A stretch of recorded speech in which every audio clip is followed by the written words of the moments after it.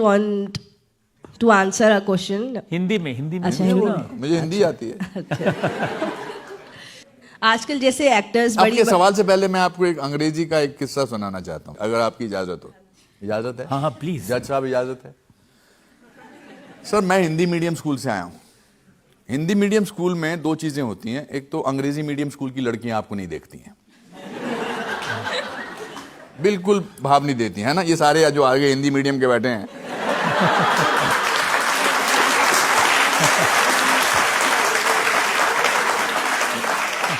इन्होंने इतनी जोर से मुंडी हिलाई, मुझे लगा मुंडी इनकी गोद में ना आ जाए।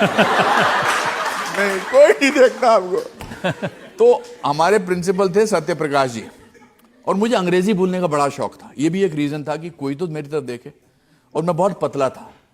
आई was so thin that I could see through a keyhole with both my eyes.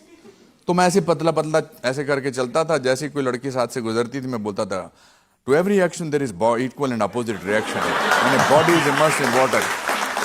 तो मेरे एक दिन प्रिंसिपल साहब ने मुझे बुलाया और बोले, भाई हमारे यहाँ एक प्रिंसेस दुर्गावती ऑफ लखनपुर है जो हमारी सबसे बड़ी डोनर थी, हमारे स्कूल को सबसे ज्यादा पैसा देती थी, 2000-3000 रुपए देती। तो हर साल वही हमारी चीफ गेस्ट होती थी। मतलब देखते देखते वो आई थिंक 200 साल की हो गई थी almost.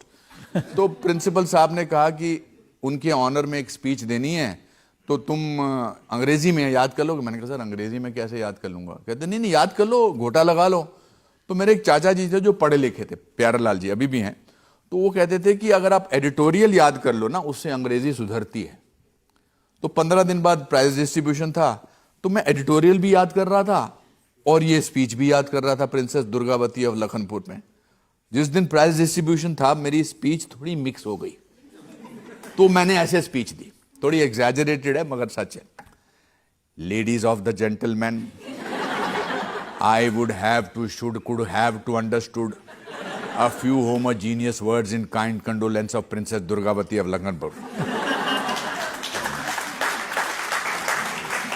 The infection of the last commission in the life founding. That is why I am looking at you. Sometime I'm furniture and sometime I'm missing the room.